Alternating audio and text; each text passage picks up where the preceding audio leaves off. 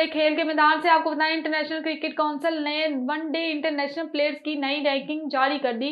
पाकिस्तान के Babar Azam ICC one day players ranking में पहले नंबर पर मौजूद हैं और भारत के शुभम गिल दूसरे नंबर पर हैं। भारतीय टीम के कप्तान रोहित शर्मा एक दर्जा बेहतरी के बाद तीसरे नंबर पर आ गए, जबकि विराट कोहली एक दर्जे तंजली के बाद चौथे नंबर पर चले गए। रैंकिंग में पाकिस्तान के फखर जमान एक दर्जा बेहतरी के बाद 12वें नंबर पर चले गए।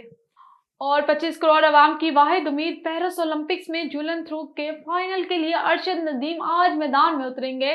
पेरिस ओलंपिक्स में जूलन थ्रो का फाइनल आज पाकिस्तानी वक्त के मुताबिक रात 11:25 पर हो रहा है, जिसमें पाकिस्तान के अरशद नदीम समेत 12 एथलीट्स एक्शन में होंगे। पहले मरहले में तमाम 12 एथलीट्स तीन बार जूलन फेंकेंगे। 3 बारियों के बाद 8 बेहतरीन थ्रो करने वाले एथलीट्स मजीद 3 बारियां लेंगे। मजमूई 6 बारियों में सबसे बेहतर थ्रो प्लेयर की खत्मी थ्रो करार पाएगी। स्टार्ट लिस्ट में अरशद नदीम चौथे नंबर पर हैं। और क्यूबन रेसलर माइन लोपेज ने पेरिस ओलंपिक्स में नया रिकॉर्ड बना लिया और मुसलसल 5 ओलंपिक्स एडिशन में एक ही यूनिट के गोल्ड मेडल जीतने वाले पहले एथलीट बन गए।